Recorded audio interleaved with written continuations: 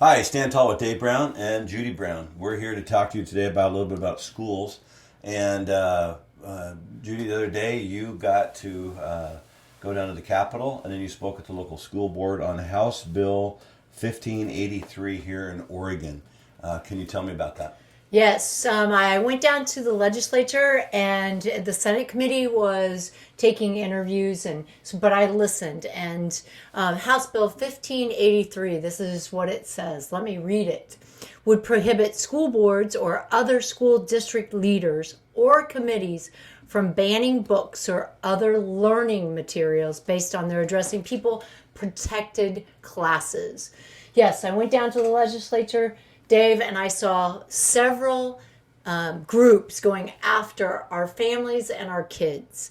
And so what this bill does is basically take away all the power, like all the power from the school boards and parents, from what their kids are going to learn from just regular textbooks and also material that's in the library. So being on a school board, it's really frustrating when you have people come in and talk about curriculum and they're really frustrated at their particular school. And I would say most school boards don't know much about what's in their schools. No, and I think this House bill, that's why the OSBA, that's the organization that takes care of all of the school boards, or most of the school boards in the state of Oregon, they have become neutral on this issue. So basically they're saying they don't want to discriminate a bit against any class, but they also don't want to necessarily support the school boards taking away books that maybe don't, or curriculum that works in the school district. And so I'm really passionate, and so are other people, really passionate about making sure that we keep control at our local level, because that is what needs to happen, is keeping control at the local level. Yeah, I would say to that local level, being on a school board in just Newberg, Oregon, we're a bigger school district. We're 6A. There's 6 classifications in Oregon. It's school districts change from community to community. What's going to fly in one community is not going to fly in another community. We're really close to St. Paul, about 9 miles away. St. Paul is definitely not going to have the same moral standards as Newberg.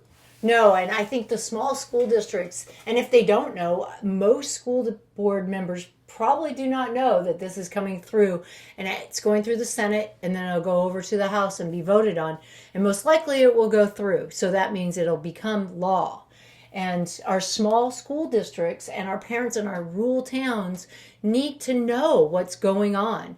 And that just doesn't mean in Oregon, too. I know we have all over the country these small towns that want to keep their schools healthy, and they want to make sure that they have some opportunity to say what their kids are learning and how they're learning. Jude, this gets flipped into, I've heard this so many times, this gets flipped into book banning. And book banning sounds horrible. And book banning sounds like it's the worst thing ever. I don't look at it as book banning. I look at it as we're just being smart what we're putting in front of kids. The difference between a first, second, third grader and a 6th, 7th grader to a junior, senior in high school, we're talking extremely different levels. And the whole book banning thing, it's always used to make it sound super bad.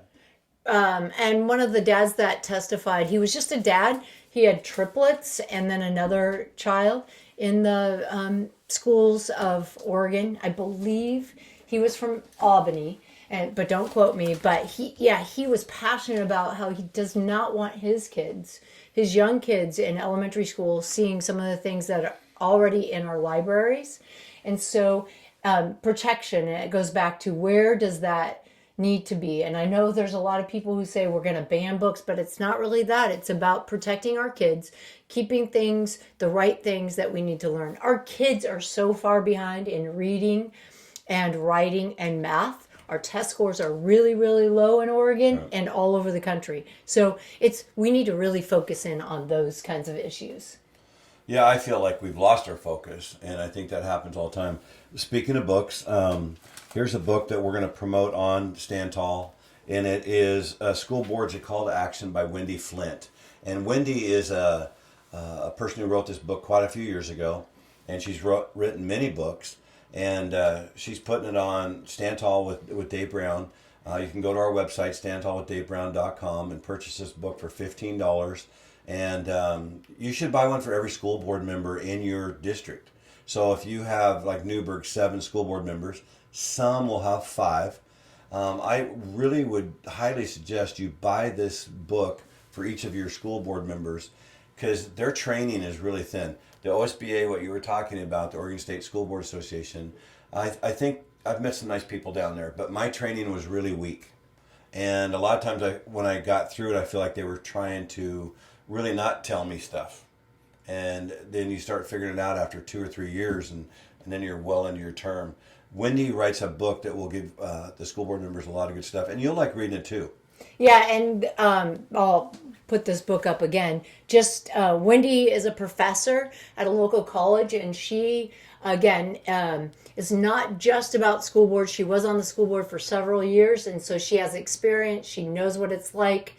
But now she also helps folks in their businesses. So she's really a qualified woman who really understands what's happening in our school systems. So thanks to Wendy.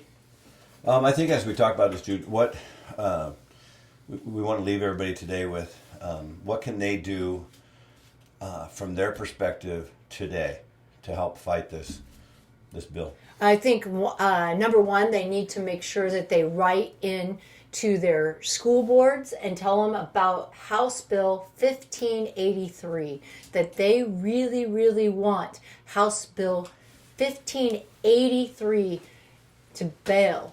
We do not want it to happen. And that's what they need to say. Go to their school board. And then if they have a place, then go ahead and write into their legislature. Right.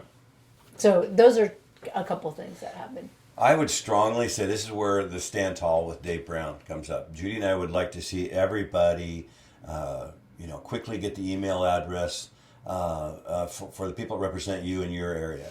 And you need to email them. And if you can't, write them a letter. It's old-fashioned, I know. You can call them, you leave a message. They may call you back. Remember, these are the people you vote for. They should be representing what your values are, not what the Oregon Department of Education is. And that's where we've gotten backwards. Being in public education for 34 years, 20 for me, we get this backwards. We really work for the kids and the parents. That's who the educators should be working for. That's what I planned on 30, 40, almost 40 years ago, that when I went into education, is about the kids and the families, making sure that I do the work that's what's best for kids, and use my education and my training to decipher and to educate and go after the kids and make sure that they learn what they need to know so that they can be great citizens. I say this on every podcast. Coming out of education, you're going to hear me say it over and over. There's a lot of great teachers. We just went to a game last night, and we talked about this afterwards. And there are people who are not very good teachers. And that's true in every profession. But remember, there are really good teachers in our public schools, good ed assistants, good administrators. Yes. And so don't lump them all together. We don't want Stand Tall to ever be about that. But public education has lost its focus. It's not your administrator's fault. It's probably not even your superintendent's fault. It is the Oregon Department of Education telling everybody what to do. And the teachers' unions have gotten out of control, lost their focus, and that's where it's at. And so the most important people are the kids, then the parents. And parents, you really have the power if you will just stand up and do it. Go get 5 or 10 other parents and go get her done. This is Stand Tall with Dave and Judy Brown. Hey, we'd like to do a shout out to Stand Tall. We're growing way faster than we even dreamed of. So thank you to everybody that's supporting us out there. A great way you can support us is to go to our website, and we'd love to have you give to Stand Tall. We want to fight for everybody that needs somebody to stand tall for them. Right now, our big push is for girls and women's sports. Dallas Malloy and Riley Gaines and all the people out there that have reached out to us, we want to help them, and we want to help you, and we want to help your neighbors, and we want to help everybody. We don't care what state you're from. We don't care where you're from another country. Stand Tall wants to stand with you. Please go on there and give and donate, because we're going to turn around and help other people out. And then we do have some merch on there. There's some sweatshirts, and I have a t-shirt I'm wearing right now. We've had a lot of people asking for these, and so we'd love to have it. We're going to add hats down the road.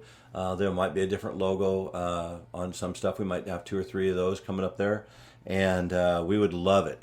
So go to the website, standtallwithdavebrown.com, and you can also email us at standtallwithdavebrown at gmail.com and tell us what you're thinking. And we'd love to get some of you guys on the show, no matter where you're from. We have people from all over the country wanting to be on our show right now.